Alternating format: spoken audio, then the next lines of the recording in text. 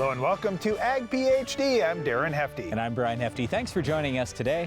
We've got a great show for you today. We're going to talk a little about Enlist One. It's that new 2,4-D, but we want to talk about how best to use it in your Enlist crops. When you're spraying foliar, you may be thinking about feeding that crop as well. We're going to talk about foliar fertilizer and how to make it work. We've got a tough to control weed of the week coming up later in the show, as well as an iron talk. But first, here's our farm basics. We planted early February, we have all good emergence. So far, we can't find any condition that the wheels haven't worked. I can just say that. Closing the seed trench behind the planter is essential to establishing yields in the fall. Introducing the Germinator closing wheel from Farm Shop MFG. Designed and built by a farmer who is tired of seeing poor stands because of uneven emergence, the Germinator is here to give your crop the strong start it needs for maximum yield. For more information, visit us at farmshopmfg.com.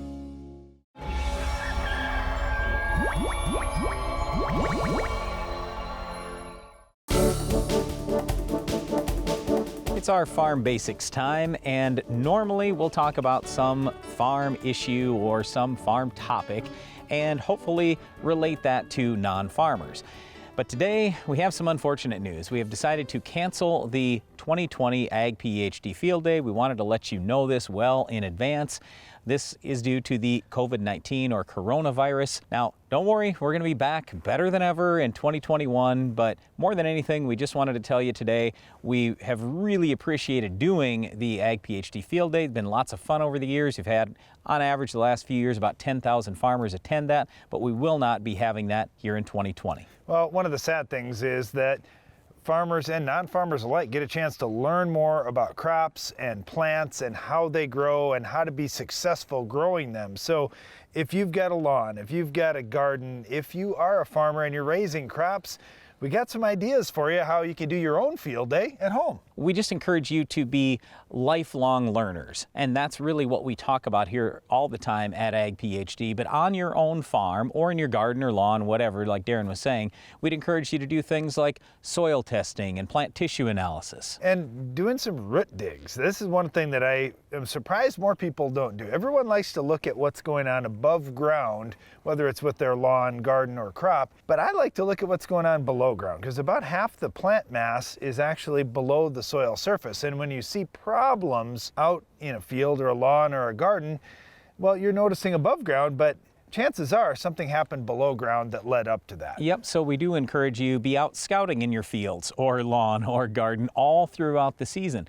Use a sweep net to scout for insects. Take a knife along, slice through plants, see what's actually going on inside. Do the root digs like Darren's talking about. We just really encourage you, take some of this time where you may be quarantined at home here for a while and really dig into what you've got on your own farm, in your own operation, around your own house, and learn everything you can. And then certainly when you have questions, send those to us. We do take questions every day during our Ag PhD radio show. You can just email us, radio@agphd.com. Well, we're not having the Ag PhD Field Day in 2020. We look forward to 2021, and hopefully that will be our best one that we'll have. But in the meantime, you've got some homework this year. You can learn more about plants growing right around where you live. Well, one of the plants that may be growing, unfortunately, is our weed of the week. Can you identify this week's weed? We started utilizing the Dual React system this year. You can adjust your speed and it automatically adjusts your sprayer tips. So you can slow down and you aren't building up huge droplets, or you can speed up and you're not throwing a mist that's drifting. Hypro, helping you spray better. Where we have run the Soil Warrior, we have harvested the best corn we have ever harvested in the history of Wrenwood Farms. Now, I'm kind of always wanting to push the envelope to see what else I can do to help enhance that emergence. Their ride is so much smoother. Their seed placement is even better. Where we had our best emergence and we've had our best yields was where we ran the Soil Warrior. Success isn't just about maintaining your operation, how you make out for the season, or how much you can get from each acre. It's about doing precisely what needs to be done to feed your crop and grow your legacy, all the way down to the last drop. AgroLiquid Precision Crop Nutrition. Apply less, expect more. Find a retailer at agroliquid.com. How much does your crop residue cost you? Over time, residue accumulates in your fields, building excess carbon levels and tying up your plant available nitrogen. Residue also traps P, K, and micros and can take years to naturally become available to your crops. This is because soil lacks the diverse microbial life needed to break it all down. With Decomp, you can naturally restore life to your soil and allow the release of valuable crop fertility. Learn more about Decomp at eggbio.solutions. More choices, more money. With Bayer Plus Rewards, you choose from our broad portfolio of high-performance products. Earn more money on the eligible products that are right for your farm. And use our new portal to see your purchases, track your rewards, and decide how you want to use them. Visit mybayerplus.com to sign in and start earning. That's the advantage of more control in your hands. That's the plus. Over the last 3 years, we have had a lot of farmers calling us, just talking to us throughout the year about all the drift and volatility issues with dicamba. So when a lot of people heard us talk about the new Enlist One product, the new 2,4-D, I got a lot of feedback like, hey, what are you doing? We're already having all these issues with dicamba. Now we're going to have more issues with 2,4-D. But we want to talk today about how we're not seeing volatility and drift issues with Enlist One and how you can best use Enlist One on your farm. Well, it has been kind of sad, Brian, because with the fear of drift and volatility, there have been a lot of farmers who have bought the technology and the seed, but not used the corresponding herbicide on top of it. Now, I'm going to say whether it's dicamba or any of these products, you can use them. You just have to be smart about when you're applying it. So let's talk about this Enlist One and Enlist E3 soybeans and how we're going to use this product. Okay, so first of all, with Enlist One on Enlist soybeans, it's actually labeled up to R2. That's full flower. That's later than you can spray Roundup, later than you can spray Liberty. It's later than you can spray many herbicides in soybeans. So right away you're going, whoa, that's really late. That could be late July on my farm. Yup, that's absolutely true. Now, would I spray it in late July on my farm? I absolutely would. We've been using this product for going on 6 years now. We have yet to see it volatilize or have major drift issues. And the good thing about Enlist One as well, Brian, if you are spraying a little bit later, you don't have to worry about mixing all kinds of other things with it. You don't have to mix drift retardants and adjuvants and all those things in there.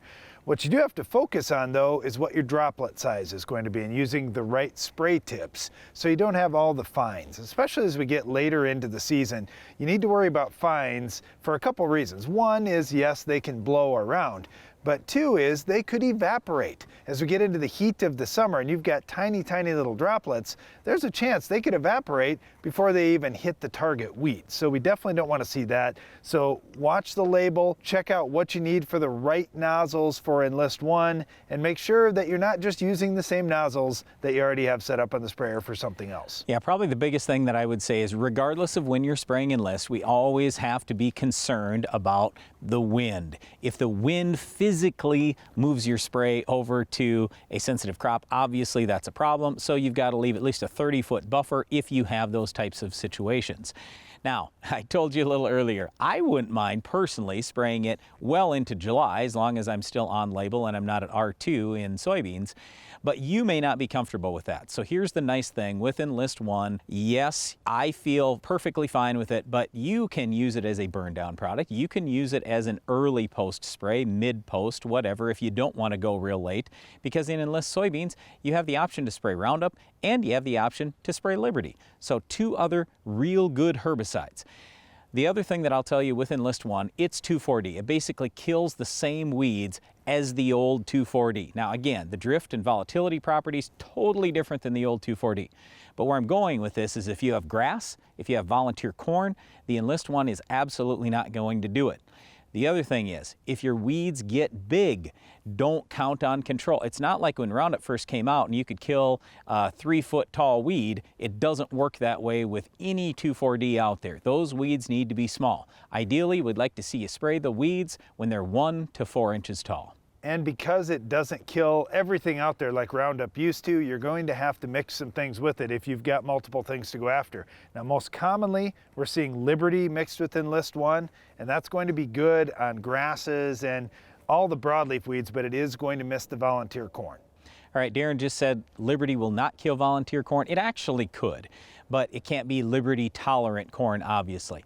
Here's the other thing we learned mixing Liberty together with 2,4-D. It's amazing. If you want to see the best weed killing you're ever going to see, put Liberty together with 2,4-D. Now, you might not like the cost, so a lot of people have said, well, can I cut the rate of one or the other? The big thing we learned in all our tank mix trials last year is don't cut the Liberty. Keep the Liberty rate high. All right, other than that, I guess we would just tell you Enlist One, very nice product. We really, really like it. Not all the volatility and drift of the old 2,4-D. Cost isn't too bad. Using a quart is going to cost roughly around $8 or $9. But you may be asking yourself, will Enlist One kill our weed of the week? We'll talk about that coming up later in the show. If you're looking to expand your farm's grain handling, you want everything to be fast and efficient. The Quick Belt from Norwood Sales is your all-around grain handling solution. Our conveyor-based system uses an 18-inch belt and a 10-inch tube, which minimizes seed damage while moving more than 10,000 bushels an hour. That's fast enough to fill a semi in 6 minutes. Plus, our hood is designed to gently direct the flow of grain straight down, keeping your crop in condition. Keep your grain and your farm moving with the Quick Belt from Norwood Sales.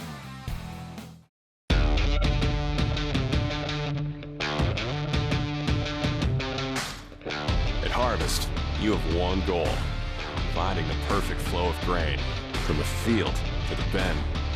Case IH axial flow combines are engineered for matched capacity to deliver proven grain savings, so you can keep efficiency flowing smoothly. Find yours with the Case IH axial flow. More choices, more money. With Bayer Plus Rewards, you choose from our broad portfolio of high-performance products. Earn more money on the eligible products that are right for your farm. And use our new portal to see your purchases, track your rewards, and decide how you want to use them. Visit mybayerplus.com to sign in and start earning. That's the advantage of more control in your hands. That's the plus.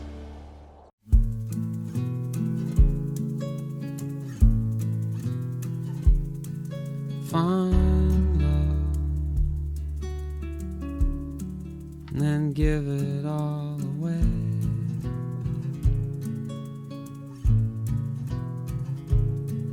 Find love,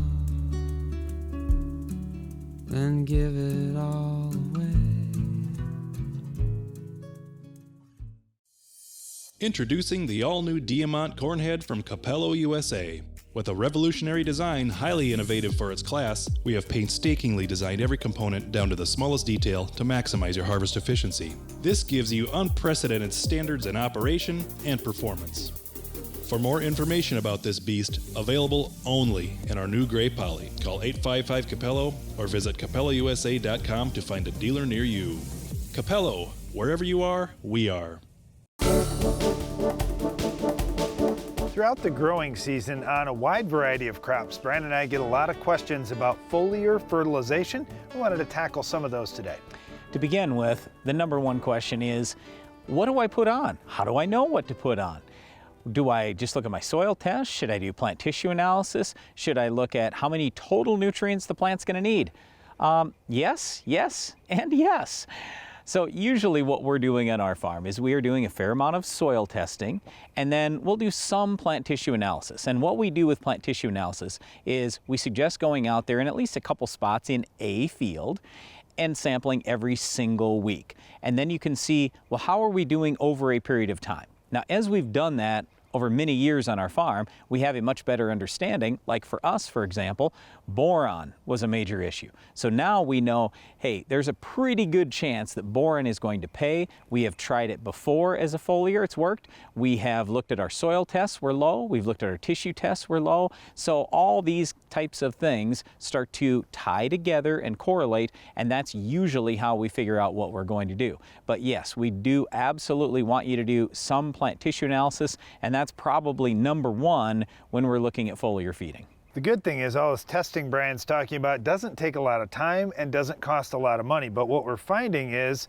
that folks who say, you know, one time this foliar worked really well and I did the same exact thing the next day on a different field and it didn't work very well. Well, this could be the reason why, because we're seeing different needs throughout the field in different areas of the field. So for example, if you look at your variable rate fertilizer maps that you're putting on for soil fertility, oftentimes we see the foliar needs being a little bit different in parts of the field or certainly from field to field. One of the other things we learned from a lot of the really high yield farmers out there is to throw some fulvic acid together with the foliar fertilizer. The reason why, at least this is what all the really high yield guys have told us, is it helps get that foliar fertilizer better into the plant. So we've been doing more of that, had a little bit better response. Now, as I say all this, I will just tell you, for us, I don't love foliar feeding as my number one or number two option in terms of putting fertilizer out. I would like to treat the soil.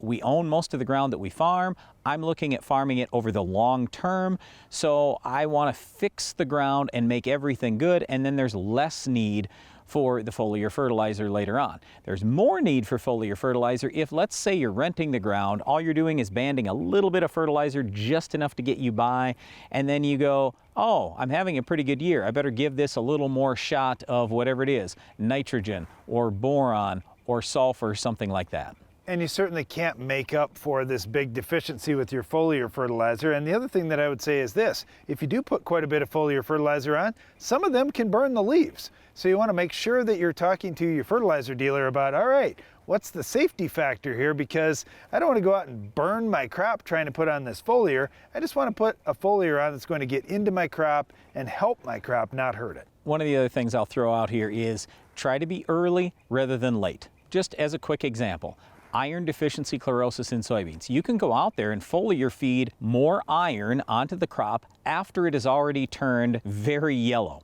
You can green it up by doing that. But the problem is you've already lost a lot of yield, and usually the yield gain you get from greening it up doesn't pay for the treatment. So more than anything, what we're after here is to not only make the crop look good, but we have to have enough yield to make all this stuff pay. The other thing, Brian, is just getting good coverage on the crop. If a foliar is something that you want to get on the leaves, smaller droplets often work better. But again, as we get into the hotter part of the summer, we do have to be a little concerned about evaporation. So you need a big enough droplet that it's going to make it to the leaf, and you need to get good coverage down through that canopy as much as you can to get good absorption as well. Last thing I'll throw out is this. Years ago, when I was talking to one of the best people in the entire world in terms of working with plant growth hormones, he said, you farmers just throw a whole bunch of nutrients out there and you think everything's going to work great. And I go, yeah, isn't that what we're supposed to do? And he said, well, think about it like human digestion. Okay, if you eat a great big meal, if you had no hormones and enzymes and other stuff working on that, what kind of shape would you be in? And I'm like, oh, okay, so how about plants? And he said, same thing there. He said, with a lot of the really good foliar fertilizers now, either you'll find plant growth hormones in there, or you should maybe consider adding plant growth hormones along with it to help the plant use those nutrients, not just get them there, but actually use them inside the plant to turn that into more yield. To wrap things up, we've done a lot of testing with different time of day, different products, different crops, all these things on our farm, and we've had a whole bunch of failures. We've figured out almost all the ways that you can fail at this, but what we have figured out that does work is taking good soil samples, correlating that with our plant tissue test data to try to figure out what our crop actually needs, and then try to identify the right nutrients and the right products that have available forms of those nutrients to get into our plant. Brian and I were talking off camera about, well, what hasn't worked, and Brian said, remember our early days? We were trying to get phosphorus in because our crop was short of phosphorus.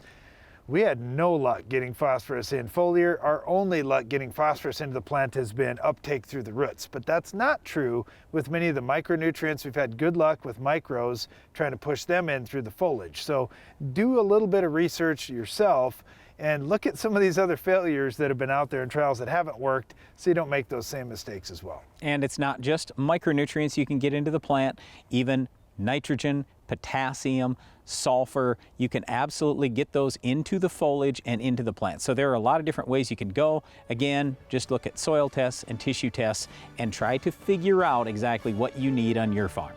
Well, one of the things that you always need on your farm for top yields is good weed control. We'll tell you how to stop this tough weed coming up next.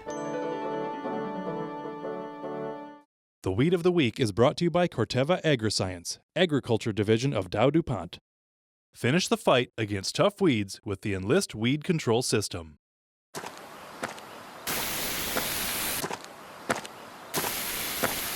Weeds are tough,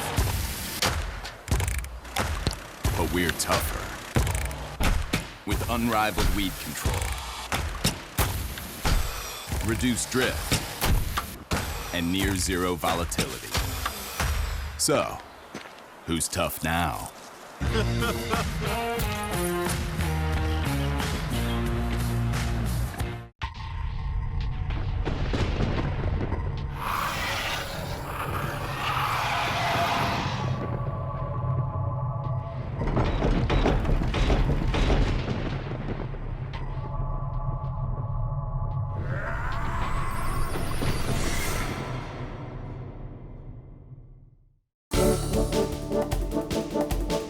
Our weed of the week is not milkweed. This is not common milkweed. I don't know how many times, Brian, somebody has said, hey, what are you doing with that milkweed? This is not milkweed. This is hemp dogbane. It is kind of confusing because when you go out to the field, it looks a lot like common milkweed. You bust the stem open, there's a little milk on the inside.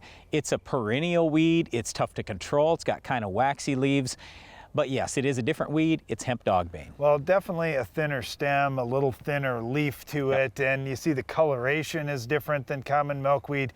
You can definitely tell once you know, oh, okay, it's not, I can see the difference out there, but you're right, the milk in the stem is what really throws people off. Okay, so for Darren and me, when we were kids, we had to walk beans. We eventually then had to ride beans and spray Roundup out there to kill weeds. There are a few things that we learned from back then about hemp dogbane that we'll share with you today. Number one, pulling the weed doesn't work. You'd pull it up and eventually a new plant would come and you're like, what? Well, that all has to do with just pull it up one time, because you'll pull, it'll snap, and all you'll have is a stem. You won't have a root system. And when you do some digging with the shovel, you'll see there's lots of roots that are running across underneath the soil and popping up new shoots. Right, it's a perennial weed, so it's going to be tough to control with that. The next thing that we learned is don't put so much water with your spray. This is a very waxy weed. It's got waxy leaves, and so when you have too much water, then everything rolls right off. Well, so what you want is low water and high volume of whatever spray it is you're using, hopefully Roundup. Everybody wants to put so many gallons out there to get great coverage, and that's cool on a lot of weeds, but on this one, you need a concentrated droplet because you won't get many to stick. Yep, absolutely. The other thing that we learned is, hey, if you want to eliminate this weed with Roundup, ideally, you'd like to do it in the spring or the fall. Well, you don't have a whole bunch of crop in the field, so you can use a really high rate of Roundup. But the other thing is you've got to have good weather conditions. So if you're spraying it in the spring and it's too cold, your Roundup isn't going to work as good as you want it to work. Let's talk control. If you're in wheat, you have to start with the Roundup burn down. That's really the only success you're going to see. In corn, you can start with that Roundup burn down. In crop, status would be your best option. In soybeans, definitely plant Roundup ready soybeans. This is one of those weeds where Roundup works way better than Liberty. Okay, and post-emerge in wheat, I'd probably go Husky. In soybeans, preferably we'd like to see you have Enlist or Extend, but otherwise, obviously, Roundup is great post-emerge as well. That's all the time we have for our Weed of the Week, but Iron Talk is coming up next. Challenging field conditions often make harvest difficult. Can your corn head handle it? The GTS X10 corn head from Agra US is a rugged, cost-effective alternative to heavier, more traditional heads. Constructed of durable yet lightweight aluminum, the X10 puts less strain on your combine without losing harvest effectiveness. And it is 40% lighter than traditional heads, reducing field compaction in those less than ideal conditions. For more information, give us a call at 8334 Agra US. It's no secret that Mother Nature doesn't always cooperate with your schedule. Field conditions in recent years kept many from timely planting and fertilizing, and when you can't get your fertilizer applied, you lose thousands of dollars in yield potential. If you need flexibility in your fertility application timing, you need a drop tube system from C&R Supply. C&R drop tubes allow you to apply liquid nitrogen in season and place it exactly where your crop needs it. To learn more about low-cost C&R drop tube solutions, visit crsupply.com. Success isn't just about maintaining your operation, how you make out for the season, or how much you can get from each acre.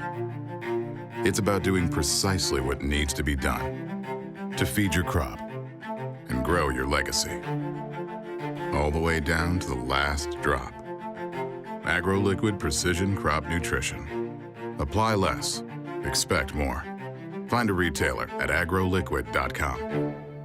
Where we have run the soil warrior, we have harvested the best corn we have ever harvested in the history of Renwood Farms. Now, I'm kind of always wanting to push the envelope to see what else I can do to help enhance that emergence. Their ride is so much smoother. Their seed placement is even better. Where we had our best emergence and we've had our best yields was where we ran the soil warrior.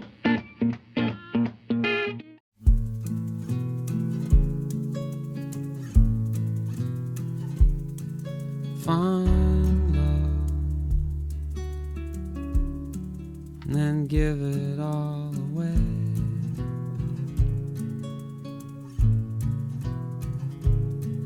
Find love, then give it all away. Iron Talk is brought to you by Case IH.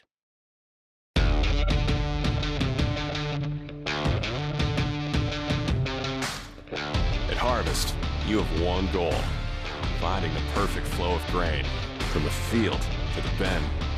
Case IH axial flow combines are engineered for matched capacity to deliver proven grain savings, so you can keep efficiency flowing smoothly. Find yours with the Case IH axial flow.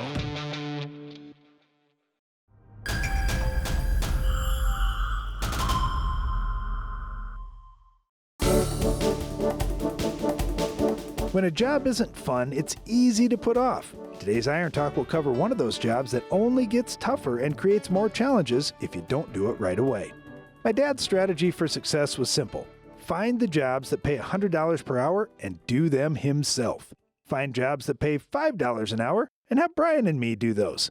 For the most part, that meant Dad did the fun jobs with one notable exception: spray tank cleanout. It was so important that he did it himself. Here's why.